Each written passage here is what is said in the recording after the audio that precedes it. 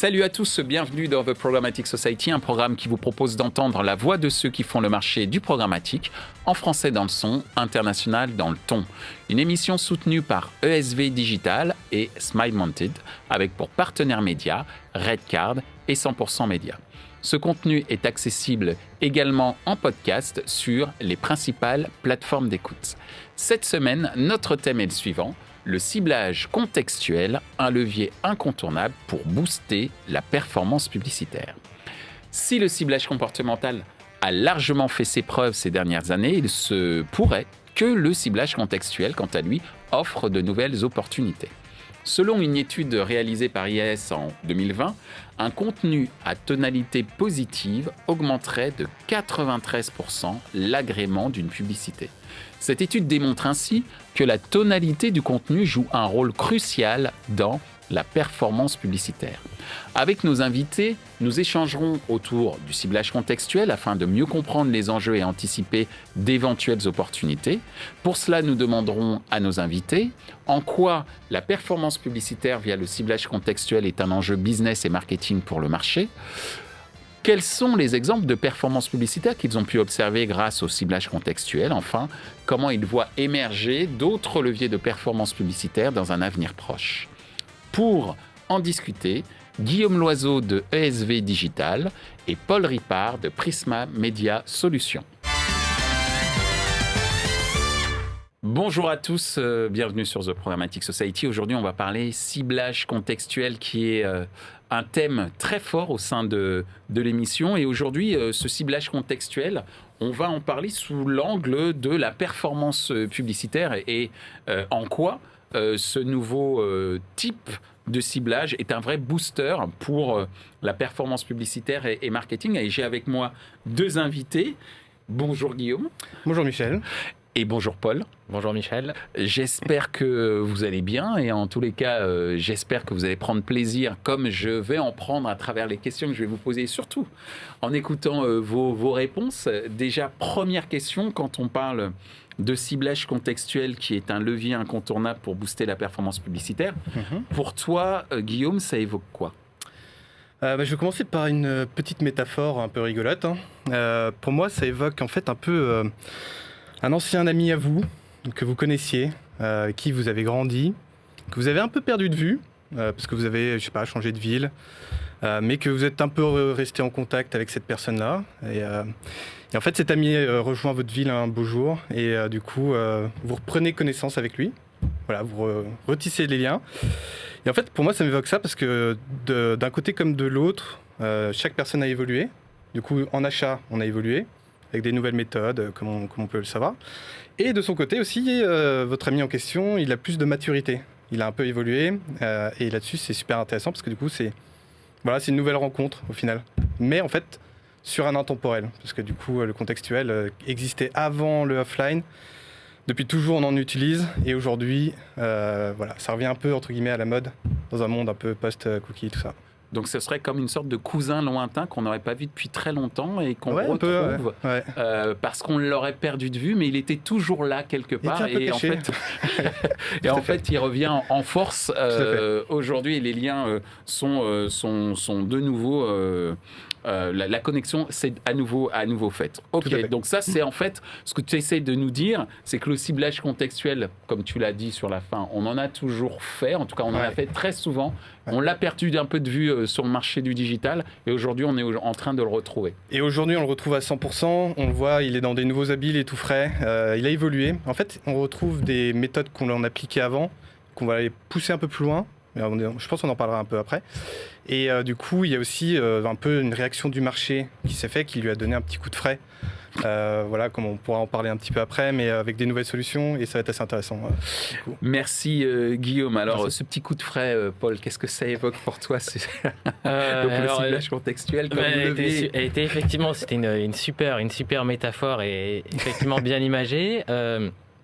Pour essayer de comprendre un peu le contextuel et voir la puissance du contextuel, peut-être une petite question, moi de mon côté, c'est de se dire, même d'après vous, qu'est-ce qui est plus efficace entre, je prends une pub par exemple pour Boursorama, si cette pub pour Boursorama est vue, par exemple, je travaille chez Prisma, chez Capital, lors d'un article on va parler du top des banques les moins chères, et en plus Boursorama est en tout cas la banque la moins chère, est-ce que du coup l'efficacité de cette publicité va être supérieure, ou alors la même personne lit, non pas là, mais plutôt sur un contexte plutôt sportif, en train de lire les matchs de l'OM.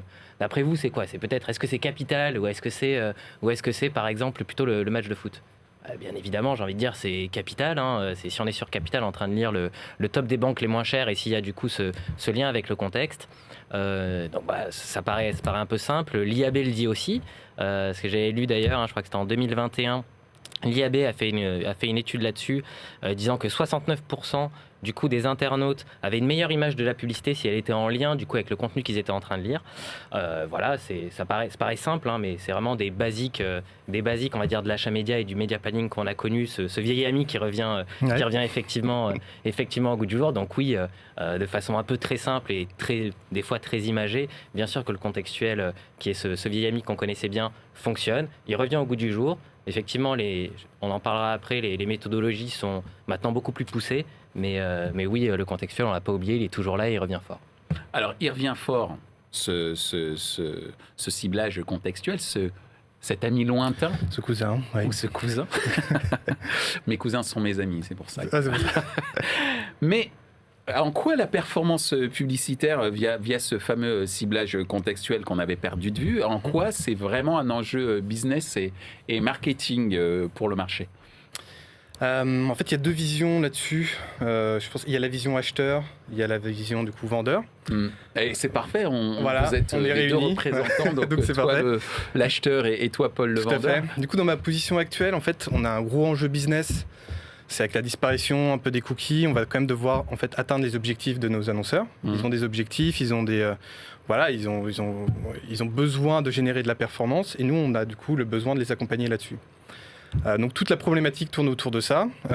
Et en fait, pour moi, il y a 3 axes majeurs sur comment aborder finalement la performance avec le contextuel. Il y a le premier point qui est un peu historique. On a des sites spécialisés, tout à l'heure par exemple comme Capital, tout à fait. Et du coup, on va utiliser ces sites spécialisés parce qu'on sait qu'ils sont très affinitaires du coup avec le cœur d'audience de nos annonceurs. Et du coup, ça va être ultra pertinent du coup de pouvoir diffuser dessus. Ça va demander de notre côté du coup de nous réapproprier tous les inventaires, on va dire très quali, du coup de la connaissance marché pour tous les consultants médias, ceux qui font de l'achat média. Il y a le deuxième point qui est du coup la sémantique. En plus, je viens du SIA, je sais pas si... Search, tu peux nous rappeler Search Engine Advertising. Merci. Du coup, c'est toute la publicité sur les moteurs de recherche. Et du coup, là-dessus, on fait de la sémantique. Au final, c'est une sorte de contextuel, parce qu'on va diffuser sur de l'éditorial, parce que du coup, on va diffuser sur certains mots-clés. Et du coup, il y a cette logique-là qui doit s'appliquer au contextuel, où il y a des synergies SIA, SEO et du coup programmatiques qui peuvent exister pour générer de la performance. Et donc ça, c'est le deuxième pilier, on va dire, d'une bonne stratégie pour couvrir les enjeux annonceurs. Et le troisième, du coup, c'est justement un peu, on parlait de maturité tout à l'heure, l'évolution. Donc le contextuel a un peu évolué. Et on voit qu'il y a beaucoup de régies, de technos, d'éditeurs qui sont adaptés, qui proposent un peu du contextuel que l'on nomme un peu intelligent. Et du coup, qui va un peu étudier toutes les pistes sémantiques, mais surtout, en fait, qui va, par exemple, je vais prendre un exemple, Alliance Gravity. Eux, ils ont une DMP qui permet du coup de scorer chaque page. Data Management Platform. Alors, pour nos Data Management Platform, exactement. Qui permet de scorer chaque page, mais après, je pense Prisma, peut-être, enfin, en tout cas, beaucoup de régies le proposent aujourd'hui. Et du coup, ça permet du coup de scorer chaque page et de savoir quelle audience va sur telle page, si c'est plus des hommes, si c'est plus des gens qui vont acheter des voitures, faire des emprunts, enfin, peu importe. Et du coup, on retrouve un peu une logique d'audience planning, mais plutôt dans du contexte planning. On s'en rapproche. On ne pourra plus suivre une personne d'un point A, B, C, D, donc voilà, sur chaque URL. Mais du coup, on va quand même pouvoir adresser, tu l'évoquais tout à l'heure, dans un contexte ultra pertinent, une personne, et un peu en fonction de l'audience, indirectement sur l'audience. Voilà. Merci Guillaume pour ces précisions autour des enjeux business marketing pour le marché. De ton point de vue, Paul?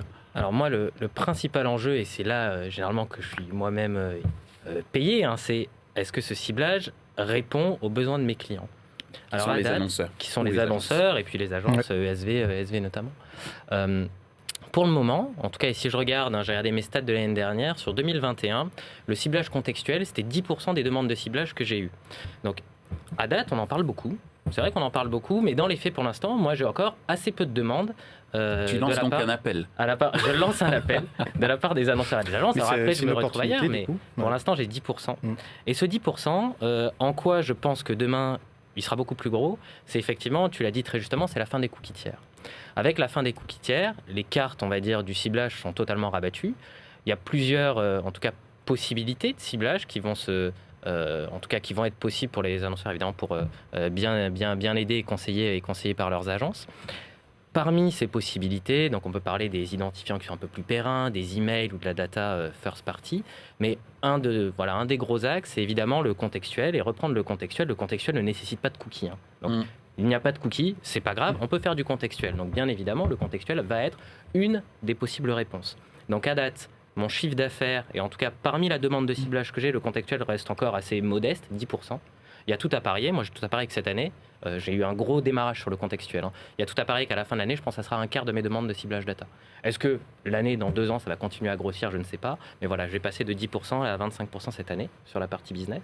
Tout va devenir tout va être data en fait. Si tu passes à 25% à la fin de l'année. C'est déjà assez gros. Moi, la part de data est évidemment assez grosse. C'est le basique du bon message à la bonne personne au bon moment et puis avec le contextuel au bon endroit. Voilà, et cette part de contextuel risque de grandir. Le contextuel, et si on doit même aller sur des logiques un peu de gros enjeux, moi je vois quand même énormément d'enjeux pour le contextuel. J'en vois un actuellement qui fait débat chez nos amis anglais et qui risque d'arriver également sur la partie française. On va dire, c'est la propriété. À qui appartient du coup cette propriété du contexte. Donc voilà, les éditeurs, je vais faire un plaidoyer un peu pro-domo.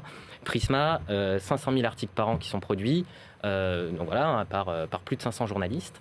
À qui appartient du coup cette donnée, à qui appartiennent ces mots-clés et à qui appartiennent ce contexte? Est-ce que ce contexte appartient à l'éditeur? C'est lui qui les a fait et donc c'est lui qui va créer ce ciblage contextuel. Ou est-ce que ça appartient plutôt à des technologies? Est-ce que ça appartient pas à l'utilisateur? Est-ce que ça appartient? Est-ce que c'est pas sa donnée personnelle? Ça appartient pas à l'utilisateur? Donc là, il y a un gros débat qui est en tout cas jugé à l'ICO en ce moment au UK, qui est l'équivalent de la CNIL. Donc voilà, donc ça c'est un des premiers enjeux, en tout cas la propriété de la donnée. Moi j'invite évidemment tous les annonceurs bien conseillés par les agences à se rapprocher du coup des régies qui sont les plus à même du coup de connaître la profondeur des articles. Donc ça j'invite un peu tout le monde à se rapprocher des régies pour avoir de la partie contextuelle, et je pense que ça va faire partie des grands débats sur le contextuel.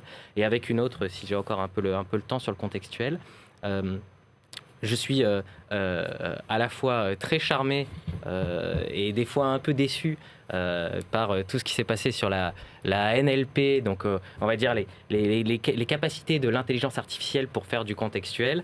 De temps en temps, j'ai quelques mauvaises surprises avec des solutions du marché, ou par exemple, moi j'ai un site par exemple qui s'appelle Cuisine Actuelle, et dans Cuisine Actuelle, on peut cuisiner du rôti de porc aux trompettes de la mort.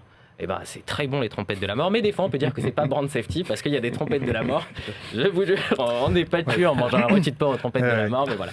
Donc des fois, il y a encore peut-être un peu de travail à faire sur la technologie en tant que telle des outils sémantiques. Mais c'est peut-être la finesse des outils sémantiques normalement qui sont là normalement pour régler ce problème-là. Tout à fait. C'est comme dans une émission précédente, on parlait du mot vol. Donc vol à l'arraché, mais derrière ça peut faire appel à l'évasion et au voyage. Donc voilà, Guillaume, tu veux rajouter quelque chose? En fait, il y a toute une logique en effet d'exclusion de mots-clés en fait, qui doit être toujours un peu appliquée. Donc si on peut pas exclure vol au sens large du terme, mais en revanche, vol à l'arraché, j'en sais rien, mais beaucoup de termes associés du coup au mauvais contexte de ce mot-clé peut du coup être exclu. Ouais. Ça peut permettre d'affiner un peu la diffusion. Alors justement, Guillaume, puisque tu as la parole, je vais te la laisser pour que tu puisses me donner des exemples de performances publicitaires que tu as pu observer. En plus, ESV Digital est quand même bien placé en tant qu'agence. Qu'est-ce que tu as pu observer en termes de performances publicitaires grâce au ciblage contextuel? Je ne vais pas vous le cacher, Michel. Tu peux me dire tu. Je ne vais pas te le cacher. C'est très décevant au niveau des performances, le contextuel. Si on regarde d'un point de vue plateforme. Tu peux répéter cette phrase? Décevant d'un point de vue plateforme. Ouais. Achat plateforme. Alors Attention. attends, ça veut dire Attention, il va y avoir peut-être le mais qui va arriver. Moi, j'adore le évidemment. mais. il y en aura. Du coup, si on regarde en fait les CPM, en fait, c'est à peu près les mêmes CPM que quand on achète de la data. Ok. Donc on se dit, bon, à limite, kiff. Si on regarde après un peu au niveau des CPC, malheureusement ça se dégrade, on a des CPC plus élevés quand on va faire du contextuel. Nous en fait on a testé le contextuel intelligent, je parle vraiment pour ce cas-là précis. Et donc on a des CPC, donc pour le même budget on a moins de trafic, on se dit, on se retrouve pas trop en fait. Donc le coût d'acquisition explose. On a des CPC plus élevés que ce qu'on arrive à avoir, en tout cas sur la partie audience. Mais, du coup, en effet, quand même, quand on analyse en fait, les performances on-site, et c'est là où ça va être assez intéressant, c'est on a 10 à 20 points de moins sur le taux de rebond, sur Ok. le trafic Donc obtenu. le taux de rebond, je rappelle pour ceux qui nous écoutent, c'est les gens qui arrivent et qui repartent direct. Tout à fait. Donc il y a moins de gens en fait, qui repartent direct. On a même une durée de visite sur site qui double, qui va jusqu'à doubler. Donc c'est quand même assez énorme. Et après, on a regardé, on a des taux d'un point de vue volume d'impression, on a plus 20%, plus 30% de conversion. Mhm. On a plus 20%, 30% de conversion en plus. Et tout ça pour un trafic moindre. Donc en fait, le trafic est beaucoup plus qualifié. Et c'est toute là la valeur ajoutée. Il faut vraiment regarder en fait les chiffres, on va Jusqu'au dire, bout. jusqu'au bout. Hmm. Pas s'arrêter juste sur des chiffres plateformes qui peuvent se dire. Et après, ça ne sera pas le cas de tout le monde. Évidemment, des personnes auront des CPC plus avantageux, etc. Mais en tout cas, de cette manière-là, on peut générer de la performance. D'accord. Et plus que de la data, du coup. Donc c'est le Très comportement positif. entre guillemets de l'utilisateur au final après le clic Ouais, tout à fait. qui compense très fortement cette potentielle déception qu'on pourrait avoir si on s'arrêtait uniquement au CPC en Tout fait. à fait. Il faut vraiment regarder les chiffres jusqu'au bout. Ne pas s'arrêter juste, ok, je paye un CPC plus cher. Au final, si on paye un CPC plus cher, c'est peut-être aussi que le trafic est plus qualifié derrière. Donc ça vaut le coup de le payer aussi plus cher derrière. Donc on s'y retrouve en tout cas à la fin. Merci Guillaume. Maintenant, Merci. t'es l'agence sur le plateau, tout le monde t'écoute pour Ouais. savoir. Le contextuel, l'avenir du contextuel est entre tes mains. Ça fait partie des tests qu'on a menés en tout cas. Ouais. Alors, de ton point de vue, Paul, quels sont les exemples en plus, j'imagine que tu en as pas mal, puisque tu as pas mal d'annonceurs et surtout de contextes très différents, des thématiques très différentes. Quels sont les exemples de performance publicitaire que toi, tu as pu observer grâce au ciblage contextuel ? Oui, alors c'est vrai que de notre côté, on a mené effectivement des tests, même si, in fine, moi, j'oublie pas que la vraie performance, elle est entre les mains de Guillaume, elle est entre les mains des annonceurs et de SV. C'est à la fin, est-ce que j'ai vendu, grosso modo. Et c'est là où il y a vraiment la vraie performance. Donc, je suis très, très content de ce que tu dis un peu sur les perfs du contextuel et notamment des performances in fine. Parce que moi, après, des fois, je perds un peu le lien avec l'utilisateur. Quand il va sur le site de l'annonceur, est-ce qu'à la fin, il a transformé ? Et c'est là que, voilà, Et d'ailleurs, ESV, petite question, est-ce qu'il n'y aurait pas aussi un effort à faire de la part des agences vis-à-vis des médias pour leur expliquer ce qui se passe ? Parce qu'on parle souvent de transparence, et ça me fait un peu sourire. Oui. On parle souvent de transparence du côté de l'annonceur, c'est très bien, mais je pense qu'il faudrait aussi penser à la transparence du côté du vendeur, dans le sens où l'objectif pour lui, c'est de toujours apporter un meilleur produit, une meilleure qualité de service, et que ça jouerait au final sur l'efficacité aussi des campagnes à venir. Qu'est-ce que tu en penses ? Enfin, excuse-moi, je t'ai interrompu, bien sûr, Paul, bien sûr. mais c'est quand même un truc important. En fait, c'est super important, la transparence, parce que même quand on va devoir analyser toutes les URL sur lesquelles on a diffusé, nous, en tant qu'acheteurs, on va regarder lesquelles ont mieux performé, pourquoi, comment. En fait, on a beaucoup de paramétrages sur lesquels optimiser. Et du coup, ça en fait évidemment partie, les URL que l'on va acheter. Et du coup, toutes les, on va dire, quand on achète un peu de manière black box des URL ou quoi que ce soit, forcément, ça devient difficile pour nous derrière d'optimiser à la performance et d'avoir une vision, on va dire, très claire de ce qui est inclus. Donc c'est très important, ouais. Merci Guillaume pour cette petite explication. Paul, désolé, je t'ai interrompu. Non. Pour Du les coup, performances sur de les performance. perfs, on a fait l'année dernière on a fait une étude, nous en interne, sur un panel qu'on a chez nous. Donc on a pris 1000 personnes qui ont été exposées à une publicité dans le bon contexte. Et on a pris 1000 personnes qui ont été exposées à cette même publicité, mais dans un contexte qui n'avait rien à voir. Et en leur posant ensuite des questions très classiques, de l'agrément à la publicité jusqu'à l'intention d'achat. Et ce qu'on a vu, c'est que oui, il y avait une différence qui était favorable lorsque les personnes avaient vu la publicité dans un contexte qui parlait du coup de cette même publicité. Donc sur l'agrément à la publicité, on a eu plus 9%. Donc qu'est-ce que ça veut dire ? Ça veut dire que quand on voit une publicité dans un contexte qui va parler de cette publicité, on a un meilleur agrément, un meilleur rapport à la publicité. Et sur l'intention d'achat, 5% de différence entre les deux groupes. Donc une personne qui a vu une publicité dans un contexte qui va parler de cette publicité aura une propension une plus grosse propension à acheter que si elle avait vu cette même publicité dans un contexte qui ne parlait pas du tout de cette publicité et qui était totalement différent. Et si je peux juste rajouter en effet quelque chose, quand on constitue en fait des audiences, en fait on les constitue sur le trafic que l'internaute a eu auparavant. Donc en fait, je sais pas, par exemple, l'internaute il va visiter une page qui parle de voitures par exemple. Si on cible cette personne-là pile poil à ce moment-là, en fait c'est l'audience, il rentre dans cette catégorie à partir du moment où il visite cette page-là. Donc autant cibler directement cette URL directement. En fait on est à la source, au moment d'intention le plus rapproché, quoi. Un mix data et contexte. Mais est-ce que cette optimisation que tu évoques en disant on a détecté la bonne URL, etc.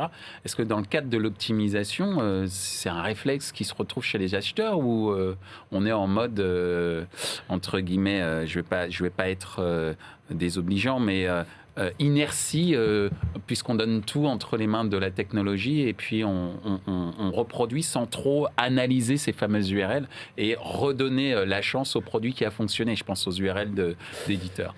Ça, il faut toujours garder le contrôle, malgré l'automatisation, malgré les algorithmes. On doit toujours garder une certaine part de contrôle pour maîtriser le cadre de diffusion, quand même, qui est super important. On en parlait tout à l'heure d'ailleurs. Il faut quand même faire un peu attention sur quoi on va diffuser, sans être trop dans l'hyper-contrôle non plus, parce qu'il faut aussi quand même avoir suffisamment de volume pour faire de la performance, c'est nécessaire.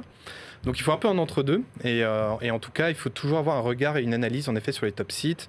Est-ce que du coup, on ne va pas pousser un deal un peu plus spécifique avec plus de budget sur les URL qui fonctionnent le mieux? Du coup, il y a quand même des réflexions derrière, après même budgétaires, qui peuvent être menées là-dessus. Ouais. Merci Guillaume. On en arrive déjà à notre dernière question. Et Guillaume, tu vas garder la main pour répondre en premier sur cette dernière question. Comment tu vois émerger d'autres leviers de performance publicitaire dans un avenir proche? Est-ce que tu as détecté d'autres types de moyens de faire de la performance publicitaire? Au niveau de la performance, il y a plusieurs leviers ou médias qui apparaissent. On a la DOH, donc qui est l'outdoor out of home. Exactement, voilà. Digital Out of home. Le D, qu'est-ce que c'est que ce D? Oui, Digital out of home. Qui est super intéressant parce qu'il se programmatise, je ne sais pas si on peut le dire. Si tu peux. Donc, en fait, il devient achetable en temps réel. Et en fait, là-dessus, on peut, par exemple, avoir des stratégies super intéressantes où on va pouvoir cibler, je ne sais pas, à côté d'un... on a des concurrents de notre annonceur, on va pouvoir cibler directement tous les emplacements publicitaires digitalisés qui sont à côté de ces concurrents. On a des réflexions comme ça qui peuvent être assez smart, qu'on peut utiliser. Et après, il y a tout ce qui concerne la réalité augmentée, qui s'est bien développé quand même sur les dernières années. Et je vais être assez curieux justement de voir comment nous, on va s'adapter également, quels produits vont émerger, parce qu'on voit qu'il y a un véritable boulevard là-dessus. Je ne sais pas, par exemple, il y a des marques de cosmétiques où on peut évidemment essayer en temps réel du make-up dans les magasins ou ce genre de choses, et comment nous, on va s'interférer avec ces parcours d'utilisateurs, ça va être assez intéressant. Merci Guillaume, ce que je retiens, donc c'est le DOH, Digital Out of Home, et la réalité augmentée, qui est quand même un concept qui pour moi était... Enfin, c'est un autre ami qui s'était éloigné. Alors, ami, je ne sais pas, mais c'était un ami très lointain qui s'était très éloigné. Et d'une certaine manière, on s'est dit, bon, il réapparaîtra pas. Mais toi, tu penses qu'il va réapparaître? Ouais, je pense. Très certainement. Tu penses au métaverse? Au métaverse aussi. Mais tout ce qui est métaverse, donc là, on est encore dans une autre dimension, mais clairement, le métaverse va bouleverser les choses, très clairement. Après, comment il va s'adapter? Est-ce qu'il sera d'ailleurs achetable en programmatique ou non? Ça, on le verra. Si c'est accessible ou ce sera que, je ne sais pas, via Facebook, on pourra faire du métaverse. Est-ce que d'autres métaverses vont émerger? Pour le moment, c'est un peu la question mystère. Mais clairement, ça sera un des enjeux. Mais après, pour tout ce qui est réalité augmentée, au niveau des filtres qui sont appliqués, c'est en plein essor encore aujourd'hui. Pas forcément si éloigné que ça. Je t'invite à regarder l'émission que l'on a fait sur The Programmatic Society, sur le métaverse en publicité digitale. On l'a fait également dans The E-Commerce Society sur le e-commerce. Et il y a des éléments de réponse assez intéressants, mais carrément, je ne fais que du teasing. Je t'invite à regarder ça sur thesocieties.media. Je fais un peu de pub. Paul, de ton côté... tu es quand même aussi au sein d'un média très très important. Guillaume, lui, a une place stratégique en tant qu'agent chez ESV Digital pour regarder un petit peu ce qui se passe. Mais toi, quels sont les différents leviers en tant qu'éditeur de performance publicitaire que tu vois émerger dans un avenir proche? Si on reste sur le contexte, je trouve ça plutôt bien parce que le contexte nous amène un peu à un back to basic. On est vraiment sur le retour à ce qui faisait le média planning un peu historique et vraiment sur nos fondamentaux. Donc que je trouve évidemment très intéressant, c'est en tant que média, par exemple moi je travaille chez Prisma, c'est ce que nous envie concrètement un Facebook. Un Facebook par exemple n'a pas de contexte. C'est concrètement ce qui nous envie. Et c'est ce qui doit faire notre force. Et je pense des fois en tant que média, on a oublié de le mettre en avant, cette puissance du contexte, le fait qu'on ait 500 000 articles avec des mots et à l'intérieur de ces mots des contextes qui sont très puissants pour que des marques puissent s'y associer. Donc ça c'est quelque chose qu'on a peut-être un peu oublié et qui est plutôt intéressant. Et à côté de ça, si je dois revenir sur un autre basique, mais vraiment des basiques de la publicité, c'est pas oublier également, à côté du contexte qui est très bien, on va dire des hard KPI qu'on peut avoir de performance. Par ça, qu'est-ce que je vais entendre? Si vous êtes par exemple un annonceur et que vous voulez faire de la vidéo, c'est ne pas oublier des éléments assez simples, la complétion et la visibilité. Avoir le meilleur, qui est le fait de regarder un spot jusqu'à la fin. Jusqu'à la fin, et puis la visibilité, que ce spot soit vu. Avoir le meilleur des contextes. Je peux prendre par exemple pour un annonceur auto, vous êtes sur un site d'intentionniste auto, la personne est en train d'acheter, en tout cas en train de rechercher son automobile. Si il va y avoir une publicité, c'est très bien, le contexte est vraiment très bon, normalement ça va fitter, c'est parfait. Mais si la publicité est en bas de page et elle est invisible, aucun intérêt. Aucun intérêt. Si c'est une vidéo pareille qui est microscopique comme ça et qui est invisible, aucun intérêt, le contexte est bon. Mais par contre, les hard KPI sont pas bons. Donc, il faut pas. C'est pas un ou. C'est pas je fais du contexte, c'est super. Non, c'est je fais du contexte et c'est très bien. Mais je n'oublie pas mes hard KPI que je vais avoir. Visibilité, complétion, brand safety. Et ça, je pense que nous-mêmes, éditeurs français, on doit le remarteler, parce que c'est ce qui fait la force un peu des éditeurs français. Peut-être que des fois, on a pu l'oublier, donc il faut qu'on les remartèle à nos amis agences, sur lesquelles on a évidemment besoin des agences et des annonceurs quand on se bat contre des plateformes américaines qui, eux, ne peuvent pas jouer, ont d'autres avantages, des très beaux avantages, mais ne peuvent pas jouer du coup là-dessus. Et donc, je pense que le back to basic est plutôt intéressant et plutôt intéressant pour nous, éditeurs français. Guillaume, tu veux rajouter quelque chose? Ouais, je trouvais ça très intéressant en effet cette partie format parce qu'elle est clé dans la performance. Clairement, aujourd'hui, et demain, la créa va être très très très importante et du coup le format également parce qu'on est sur un moment où il va falloir capter vraiment l'utilisateur. En fait, on va pas pouvoir le suivre comme j'ai évoqué tout à l'heure sur, va dire, une dizaine d'URL. On l'a à un instant T et c'est là où il est entre guillemets le plus intentionniste au final. Donc si on est vraiment sur des articles par exemple très spécialisés, on sait que c'est une audience très chaude. Donc en fait à ce moment-là, il faut que la créa soit entre guillemets très bien adaptée, que le format soit également qualifié, pas en effet en bas de page. Donc il y a des éléments vraiment, je pense que le format va prendre de plus en plus d'importance et les analyses de créa derrière également. Merci Guillaume, merci Paul. On n'en a pas tout à fait terminé, puisque c'est le moment de la question 100% média.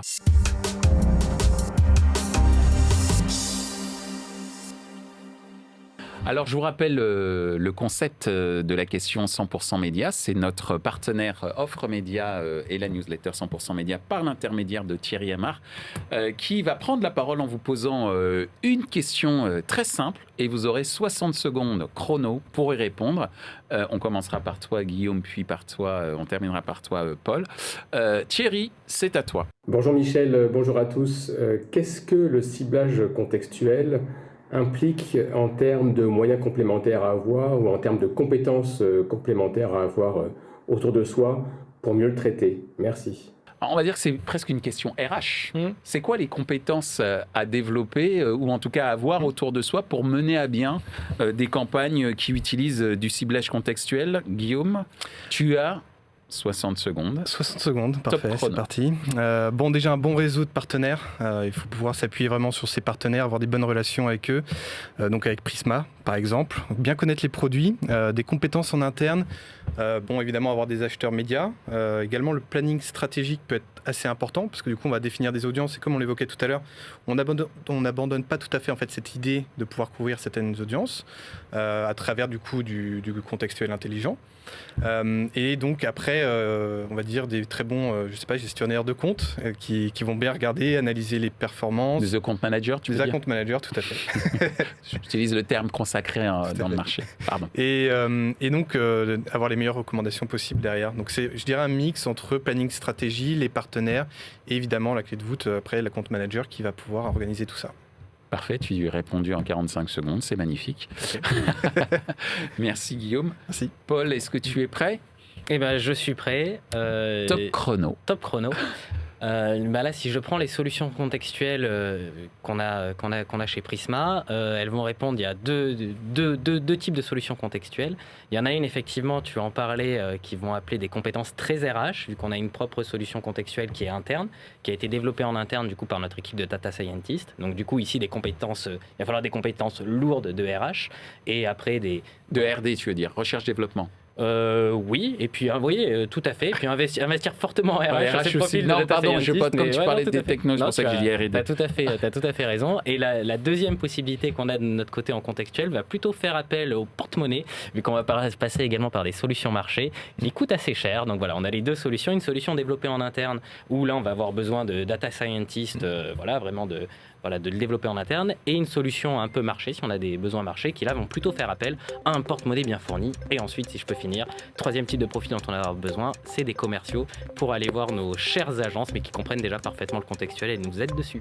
Magnifique, sur le gong.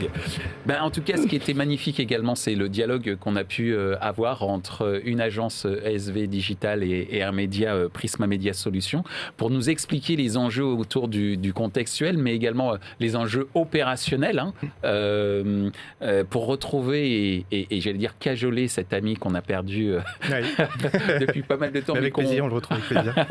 mais qu'on retrouve. Donc merci Guillaume, merci Paul d'avoir en tout cas donné des réponses à ceux qui nous écoutent autour de ce ciblage contextuel comme vecteur de performance publicitaire. Et je rajouterai un merci à travers toi Guillaume pour le soutien de la part d'ESV Digital as a Programmatic Society, et je rajouterai un merci également à Prisma Media Solutions pour soutenir les activités de The Society's Media à travers les différents webinaires que l'on peut faire ensemble. Donc merci beaucoup à tous les deux, je vous dis à très bientôt.